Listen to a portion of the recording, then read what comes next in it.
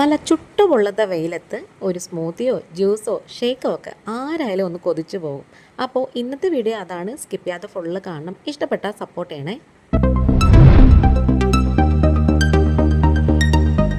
ഈ ഒരു simple shake ഉണ്ടാക്കുന്നതിന് മുമ്പ് നമുക്ക് 1 ടീസ്പൂൺ സബ്ജ സീഡ് ഒന്ന് കുതിർത്ത് വെക്കാം. കറുത്ത കസ്കസ് എന്നൊക്കെ പറയത്തില്ലേ, അതൊരു 5 മിനിറ്റ് കഴിയുമ്പോൾ വീർത്ത് വരും. അപ്പോൾ ഞാനിവിടെ ഒരു റോബസ്റ്റ പഴം എടുത്തിട്ടുണ്ട്.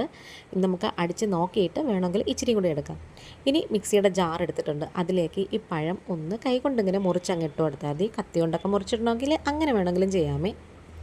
അങ്ങനെ അത് മൊത്തം ഇട്ട് കൊടുത്തതിന് ശേഷം നമുക്കൊരു 8-10 അണ്ടിപ്പരിപ്പ് ഇട്ട് കൊടുക്കാം. പിന്നെ നിങ്ങളുടെ കയ്യിൽ പിസ്തയും ബദാമും ഒക്കെ ഉണ്ടെങ്കിൽ അതൊക്കെ ചേർത്ത് കൊടുക്കാം.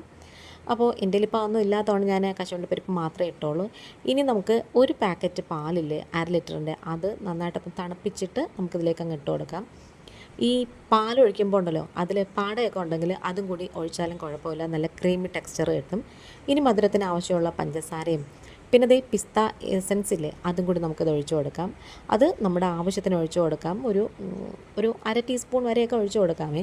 ഇനി ഇത് നന്നായിട്ടൊന്ന് അടിച്ചെടുത്തിട്ടുണ്ട്. അപ്പോൾ കുറച്ചും കൂടി ക്രീമി ടെക്സ്ചർ കിട്ടാൻ വേണ്ടിയിട്ട് ഞാൻ ഒരു പകുതി പഴം കൂടി ഇട്ട് കൊടുത്തിട്ടുണ്ട്. ഇതിന് പകരം ചെറുപഴം എടുത്താലും മതി.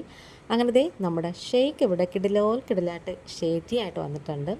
ഇനി നമുക്കത് ഗ്ലാസ്സിലേക്ക് ഒഴിക്കാം. കുടിക്കുന്നതിന് മുമ്പ് ഒരു തംബ്നെയിലിൻ്റെ ഫോട്ടോ ഒക്കെ എടുക്കാം.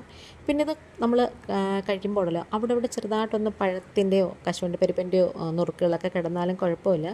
അതിങ്ങനെ ഇടയ്ക്കൊന്ന് കടിക്കുമ്പം നല്ലൊരു ടേസ്റ്റാണ്.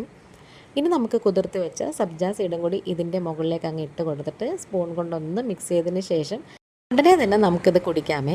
ഇനി ഇതിൻ്റെ ഒരു ശരിക്കും രസം കിട്ടണമെങ്കിലേ നല്ല വെയിലത്ത് പോയി നിന്നിട്ട് കുടിക്കണം. അപ്പോൾ അതാണ് രസം.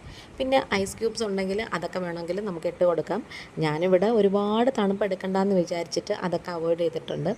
അങ്ങനെ നമ്മുടെ കിടിലം നല്ല കിടിലമായിട്ടുള്ളൊരു ഷേക്ക് ഇവിടെ റെഡി ആയിട്ടുണ്ട്.